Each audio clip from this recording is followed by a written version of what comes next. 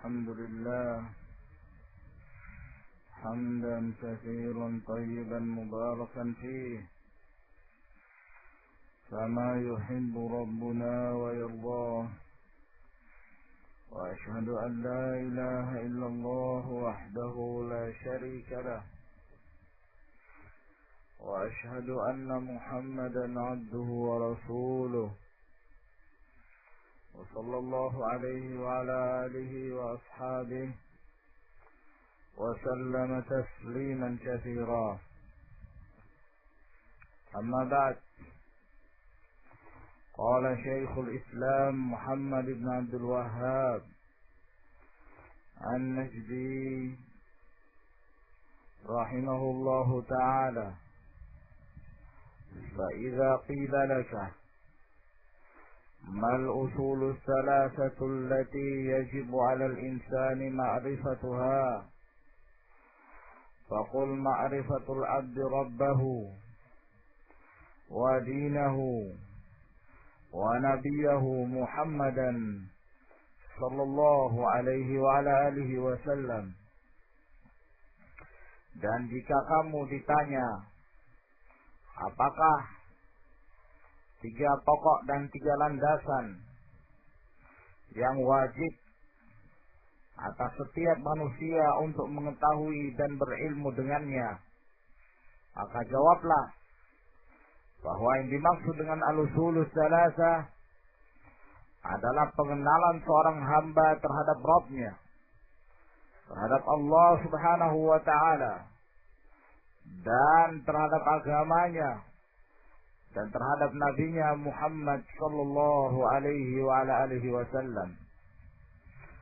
Pada poin ini beliau mulai memasuki kepada inti kitab, menjelaskan secara global kemudian secara rinci tentang 3 landasan yang merupakan kewajiban bagi setiap muslim dan muslimah untuk berilmu dan mengenalnya serta berusaha untuk mengamalkannya qaulan wa fi'lan.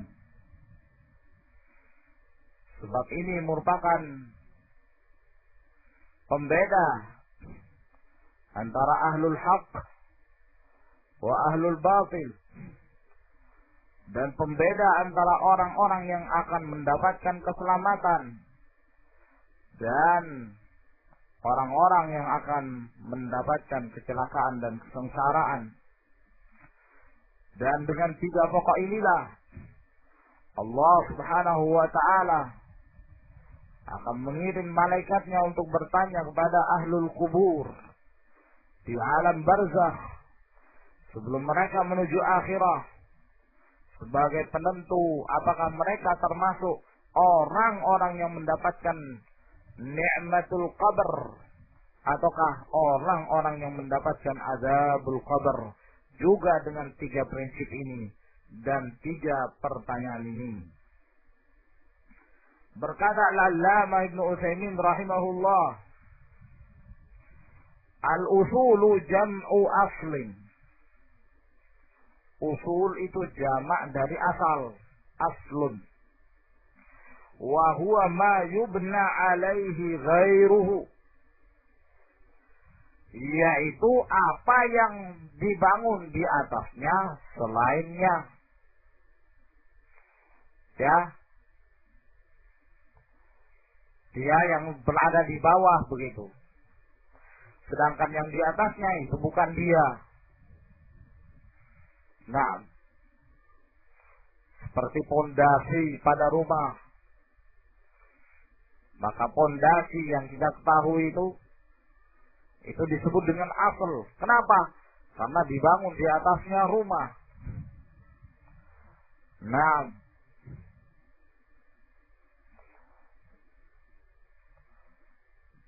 dan lawan dari asal adalah al-far'u. Al-far'u itu ma yubna ala ghairihi, dibangun di atas yang lain gitu. Kalau al-aslu ma yubna alaihi ghairuhu. Tapi kalau al-far'u ma yubna ala ghairihi. Apa yang dibangun di atas yang lainnya. Nah, jadi seperti rumah dan pondasi. Pondasi itu berkedudukan sebagai aslun, sedangkan rumah di atasnya itu dikatakan sebagai fara'. Karena dibangun di atas selainnya. Kalau tidak ada selain ini, maka robohlah rumah itu dan runtuh, rapuh. Nah, wa min dzalika aslul jidari wa huwa asasuhu, asal dari tembok, dinding, dan dia adalah asasnya. Ya. Jadi kalau dikatakan tembok itu sebagai asas, maka faraknya yang mana ya kawan? Atap. Ya. Apa mungkin atap itu dibangun tanpa dinding? La yumkin.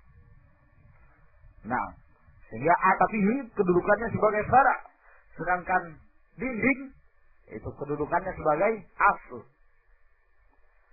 Nah, wa aslu syajarati, dan asal dari pohon, allati yatafarra' minhul aghsanu, yang bercabang-cabang darinya ranting-rantingnya. Ya. Jadi kalau pohon yang besar, tiangnya itu namanya asl. Kalau dibanding dengan ranting-rantingnya yang ke kanan dan ke kiri, yang ditumbuhi dedaunan, maka tiang itu kedudukannya sebagai asl.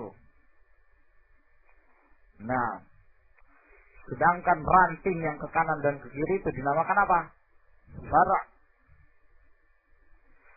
Tapi tiang ini sendiri pada asalnya kedudukannya sebagai fara' kalau dibandingkan dengan akar.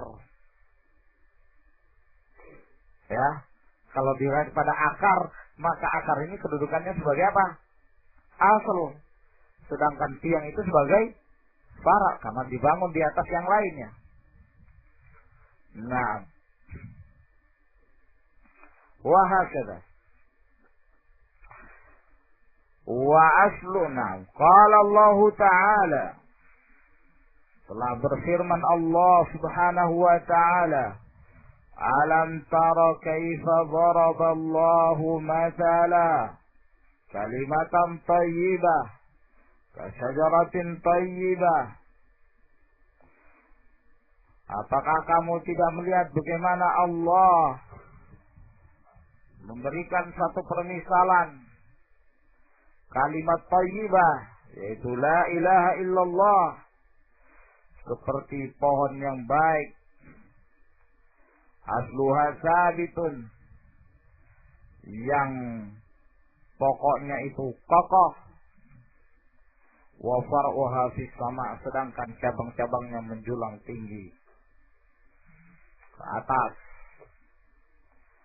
Wa hadhihi al-usulus thalathatu, dan al-usulus thalatha ini yushiru biha al-musannif rahimahullah, diisyaratkan oleh al-musannif, yaitu Syekhul Islam rahimahullah, ila al-usul allati yus'alu anha al-insanu fi qabrih, mengisyaratkan kepada prinsip-prinsip yang seorang manusia akan ditanya di dalam kuburnya.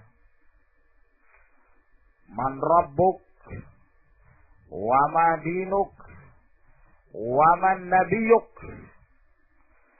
siapa Rabbmu, siapa apa agamamu, dan siapa pula nabimu. Akan ditanyain. Maka inilah yang akan beliau paparkan untuk dijadikan sebagai bekal fil yaumil ati, agar kemudian kita bisa kokoh selamat dari siksaan kubur. Yusabbitullahu alladhina amanu bil qawli tsabiti fil hayatid dunya wa fil akhirah. Para ulama menafsirkan firman wa fil akhirah ay fil qabr, di alam barzakh, alam kubur. Allah Subhanahu wa taala akan mengokohkan seorang mukmin dengan perkataannya yang sabit, yaitu mampu menjawab pertanyaan-pertanyaan malaikat. Jika dia mampu, dan itu tergantung dari keimanannya, bukan tergantung dari kepandaian. Nah,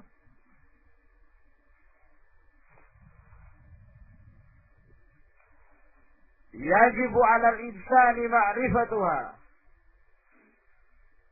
Awrad al-muallif rahimahullahu ta'ala hadhihi al-mas'alah. Al-muallif rahimahullahu ta'ala mendatangkan masalah ini bi sighati su'al, dengan bentuk pertanyaan. Ya. Fa idza qila laka, jika ada yang bertanya kepadamu, jadi bentuk tanya jawab. Nah, wa dzalika min ajli ayyan tabihal insanu laha. Yang demikian itu agar manusia itu memperhatikannya, karena ini masalah penting. Dan biasanya dalam bentuk tanya jawab itu lebih memahamkan orang, lebih mampu untuk menjadikan seorang itu cepat memahami satu permasalahan. Li'annaha mas'alatun 'azimatun wa usulun kabirah. Karena ini masalah yang besar dan prinsip-prinsip yang besar. Wa inna maqala, dan sesungguhnya beliau mengatakan, inna hadhihi hiyal usulus salasah allati yajibu 'alal insani ma'rifatuha. Sesungguhnya ini merupakan 3 prinsip pokok yang wajib atas manusia untuk mengetahuinya. Li'annaha hiyal usulul lati yus'alu anhal mar'u fi qabrih. Karena ini merupakan usul, pokok-pokok dan prinsip yang seseorang akan ditanya tentangnya dalam kuburnya. Iza dufina, ketika dia dikuburkan. Wa tawalla anhu ashabuh, dan kemudian orang-orang yang mendatangi kuburannya dan yang menguburkannya, mereka sudah balik, sudah pulang kembali ke tempat-tempat mereka. Atahu malakan, maka di saat itulah datanglah 2 malaikat. Siapa namanya ya ikhwan?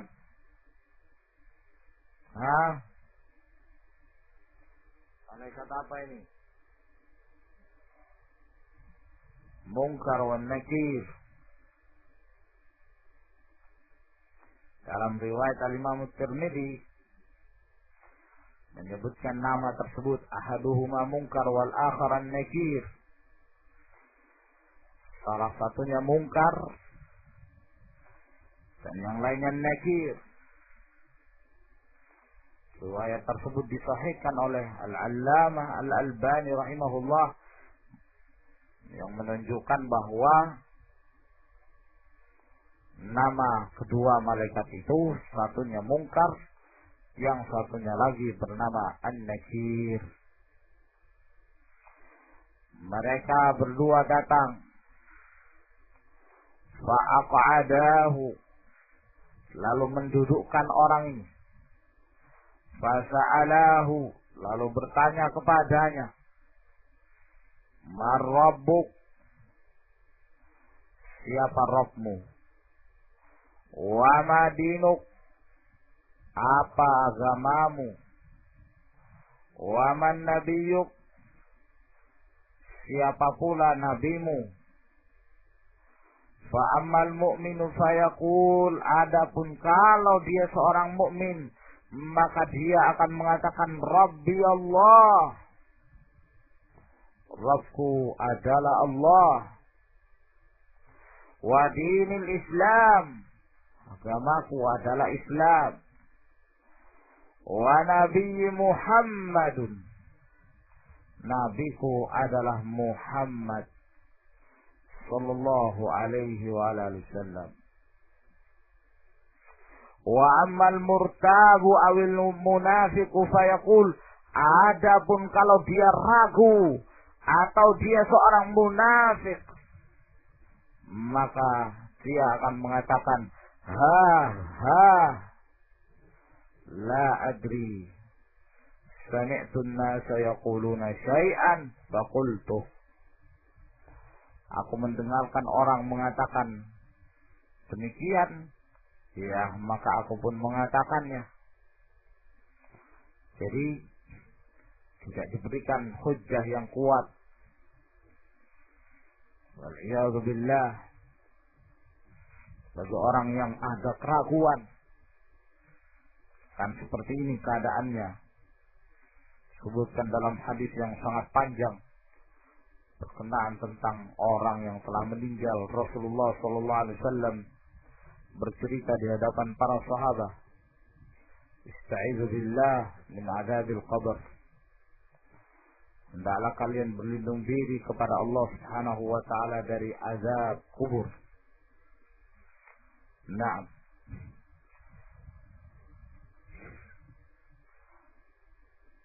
Fakul, maka jawablah kalau ada yang bertanya kepadamu, apa itu 3 prinsip yang akan ditanya. Ma'rifatul abdi rabbahu. Yang pertama adalah pengenalan seorang hamba kepada Allah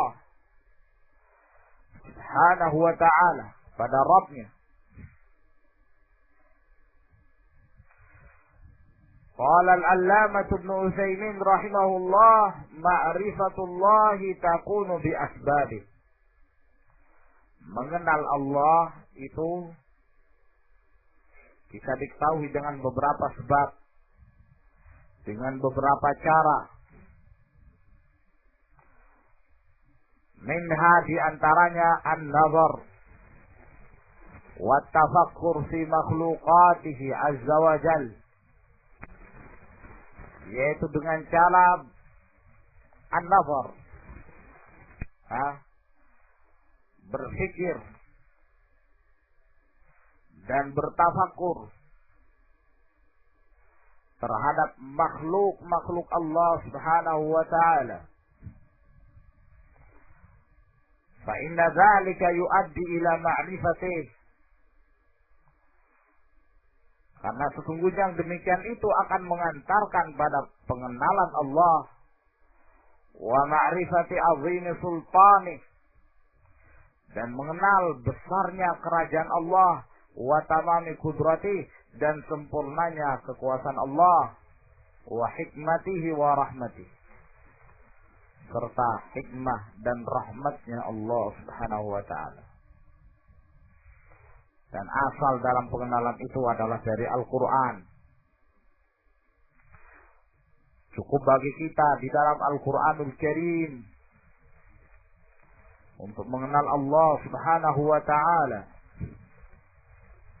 Dan yang seperti ini, pengenalan Allah Subhanahu wa ta'ala bukan hanya dalam hal mengenal bahwa Allah itu ada, bukan. Tapi pengenalan kita kepada Allah Subhanahu wa ta'ala adalah merupakan pengenalan yang sempurna, yang mengantarkan kita untuk menjadi seorang hamba yang tunduk dan patuh terhadap apa saja yang diperintahkan oleh Allah Subhanahu wa ta'ala. Itu yang dikehendaki. Pengenalan Allah terhadap wujudnya, pengenalan Allah terhadap rububiyahnya, pengenalan Allah terhadap uluhiyahnya, pengenalan Allah terhadap al-asma wa sifat. Barang siapa yang menyempurnakan pengenalan Allah, pengenalan seorang hamba terhadap Allah Subhanahu wa ta'ala dengan 4 poin ini, maka ini menunjukkan sempurna pengenalan dia kepada Allah Subhanahu wa ta'ala, disertai dengan amalan. Bukan hanya berkisar sekitar an-nazar wa tafakkur. Nah, ya, bukan hanya sekedar bertafakkur, tidak. Yang wajib bagi seorang muslim, wajib bagi seorang manusia adalah iqrarus syahadatain, mengikrarkan terlebih dahulu dua kalimat syahadah. Sebab al-Asy'ariyah mereka mengatakan bahwa yang wajib atas manusia an-nazar wal qasdu ila an-nazar. Tafakkur dulu. Jangan dulu ucapan syahadatain. Tapi tafakkur dulu. Olah fikir dulu. Hada kalamun batil. Bertentangan dengan nas dalam Al-Quran dan sunnah Nabi sallallahu alaihi wasallam. Wa laqad ba'atsna fi kulli ummatin rasulan mada? An i'budullah wajtanibut taghut. Itu inti ibadah. Sembahlah hanya kepada Allah dan meninggalkan taghut. Bukan diperintahkan mereka untuk berpikir tafakkaru. Tidak. Rasulullah sallallahu alaihi wasallam ketika mengirim para sahabat, Mu'adz bin Jabal, "Innaka ta'ti qauman ahlal kitab, falyakun awwalu ma tad'uuhum ilai syahadata an la ilaha illallah." Bukan fa inna awwala ma tad'uuhum ilai an-nazar wal qasdu ila an-nazar. Tidak. Tapi yang pertama adalah iqrarus syahadatain. Pernyataan dua kalimat syahadah. Sebab dalam hal meyakini wujudnya Allah Subhanahu wa ta'ala semata tidak cukup menjadikan seorang itu muslim. Berkeyakinan bahwa Allah satu-satunya pencipta tidak cukup menjadikan seorang itu muslim. Nah, inilah yang menyebabkan tersesatnya mereka di kalangan para hizbiyah. Seperti Abdul Majid Az-Zandani membuat kitab-kitabul iman. Isinya semuanya berkisar tentang tauhid rububiyah, isbat wujudillah. Hanya itu, menetapkan wujudnya Allah Subhanahu wa ta'ala. Bas. Itu saja. Tidak ada takrir terhadap tauhidul uluhiyah. Apalagi pembahasan al-asma wa sifat. Ya. Kalau kamu melihat ada mobil berjalan, ya tentunya kamu pasti meyakini bahwa mobil yang berjalan itu ada supirnya yang mengarahkan. Ya memang demikian. Ya. Tapi kalau ilmu yang seperti ini, lalu kamu mengatakan inilah iman, lalu diajarkan di sekolah-sekolah yang mereka pahami, inilah Islam yang sebenarnya. Padahal di dalamnya hanya sekedar takrir, tauhid, rububiyah. Takrir, tauhid, wajibah, isbat wujudillah. Subhanahu wa ta'ala. Difahami inilah Islam, inilah tauhid yang sebenarnya. Nah, adapun tauhidul uluhiyah wal asma wa sifat tidak dibahas oleh mereka. Nah, bangga dengan penggabungan antara ilmu Al-Quran dengan sains. Ya, sekarang ini yang mulai diangkat-angkat sebagai ulama adalah orang yang pandai teknologi. Nah, itulah yang dianggap sebagai ulama. Kenapa? Karena mereka mampu untuk memperbaharui penafsiran Al-Quran. Nah, menjadikan tafsiran-tafsiran Al-Quran itu menjadi tafsiran-tafsiran yang sesuai dengan teknologi. Ya, menyesuaikan Al-Quran dengan sains. Sehingga kaidah-kaidah barat, kaidah-kaidah yang ada pada mereka, ya, yang diambil dari barat, berkata dokter Fulan, berkata salah seorang ahli matematik bernama dokter, sulit-sulit namanya. Nah,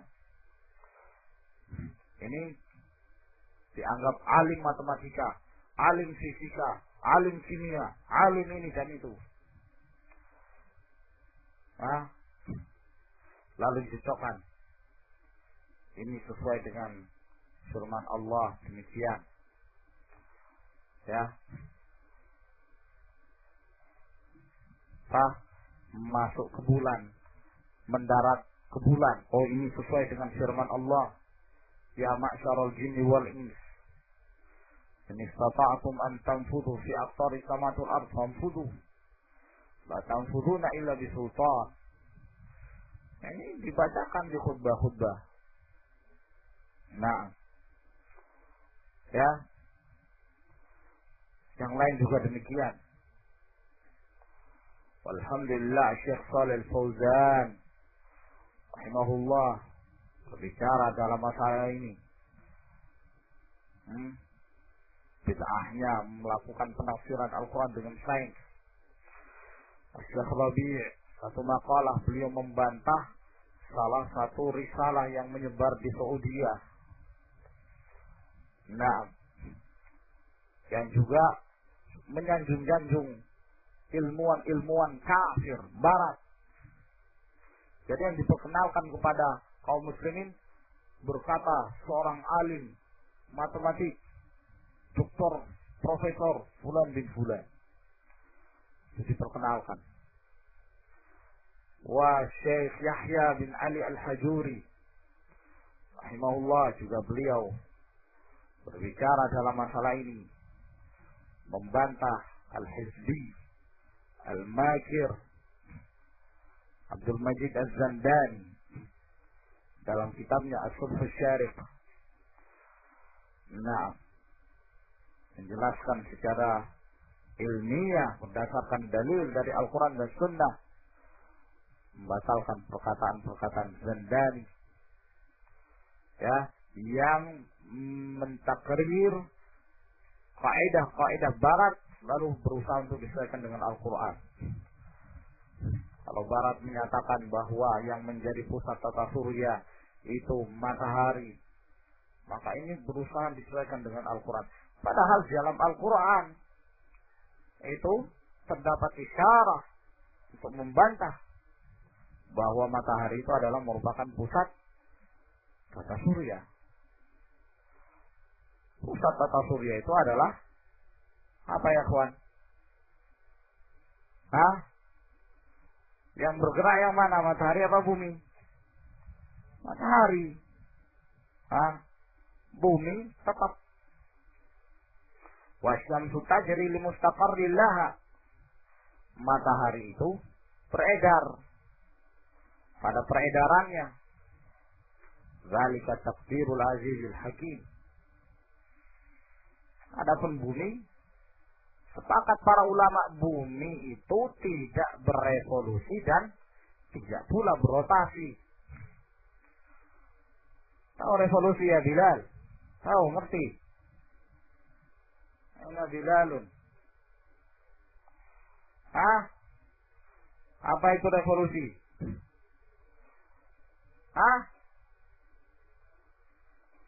Putar. Kayaknya nih.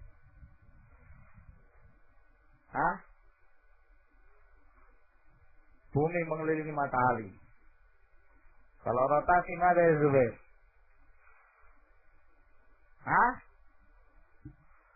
Berputar. Nah, coba bayangkan kalau bumi berotasi, pusing kita. Tapi kata mereka, karena saking cepatnya sehingga tidak terasa. Tanyakan kepada orang Badu, bumi gerak gak? Wah, sinting kamu mengatakan bumi bergerak. Bodoh. Enak. Orang yang tidak pernah belajar akan mengatakan bumi ini diam. Mana pergerakan? Dia bergerak kalau terjadi guncangan, gempa. Baru dikatakan bergerak. Sepakat para ulama. Ya, Zandadi ingin mentakrir pernyataan-pernyataan barat bahwa sesungguhnya alam semesta ini terjadi secara seakan-akan terjadi secara alami begitu saja. Kejadian awan, kemudian turunnya hujan. Ya. Yang ditakrir. Sesuaikan dengan hadis-hadis Nabi sallallahu alaihi wasallam. Bergerak kenapa? Allah Subhanahu wa taala yang merintahkan para malaikat untuk mendorong awan tersebut kepada apa yang dikehendaki Allah, di tempat mana yang dikehendaki Allah Subhanahu wa taala. Nah, qala Allah ta'ala awalam yanzuru fi malakutis samawati wal ardi wa ma khalaqallahu min syai'in.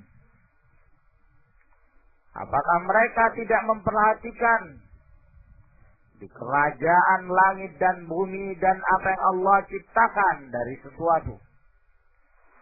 Wa qala azza wa jalla innama a'idhukum biwahidah. Sesungguhnya aku menasihati kalian dengan satu nasihat. Antaqumu lillah, yaitu kalian berdiri untuk Allah Subhanahu wa taala, bangkit dalam beribadah pada Allah masna. Apakah kalian berdua atau lebih daripada itu?